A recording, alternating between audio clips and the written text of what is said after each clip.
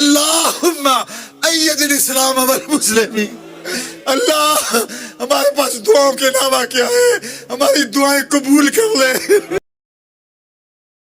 جیب میں پیسوں کا ہونا یہ دنیا کی محبت نہیں، دل میں ہونا دنیا کی محبت ہے. تو جب دل میں مال ہے تو یہ دنیا دار ہے بندہ. جیب میں مال سے دنیا دار نہیں ہوتا اگر دل مال کی محبت سے خالی ہو. تو ہم اپنی ضروریات کے لیے کاروبار کریں، امور دنیا میں آئیں اور اللہ کی مخلوق کو نفع پہنچائیں، آسودہ اور خوشحال زندگی بسر کریں، لیکن ہمارا مقصود صرف اللہ کی رضا. اور تو میں یہ پوچھتا ہوں کہ ہم کھانا نہیں کھاتے کہ اللہ دیکھ رہا ہے، ہم پانی نہیں پیتے کہ اللہ دیکھ رہا ہے، لیکن جب رشوت لے رہے ہوتے ہیں اللہ اس وقت نہیں دیکھتا؟ جب نظر بھٹک رہی ہوتی ہے اللہ اس وقت نہیں دیکھتا؟ صرف وہ کھانے اور پینے کو ہی دیکھ رہا ہے، باقی امور زندگی کو نہیں دیکھ رہا. اور وہ کیا صرف رمضان میں دیکھتا ہے، غیر رمضان میں نہیں دیکھتا؟ تو یہ جو نور اترا تھا ماہ سیام میں، اس کو اپنے اندر اگر جذب کر لیا جائے تو زندگی سنور جاتی. اور یہ تصور جب انسان کی زندگی میں جم جائے تو یہ گناہوں سے روکنے کا مؤثر ذریعہ ہے کہ میرا اللہ مجھے. کسی کے اندر عیب موجود ہو اور اس کو بیان کرنا اور اس کی شرعی ضرورت نہ ہو، آپ کو عدالت میں گواہی دینے کی نوبت نہیں آئی ہے. کسی نے آپ سے نہیں پوچھا کہ میں فلاں کے بیٹے سے رشتہ کرنا چاہتا ہوں تو وہ کیسا ہے، کوئی ضرورت شرعی نہیں تھی، کوئی اخلاقی ضرورت نہیں تھی. تو اس کے بغیر کسی کے عیب کو چھالنا، لوگوں کو اس سے بدظن کرنا، اس سے نفرت دلانا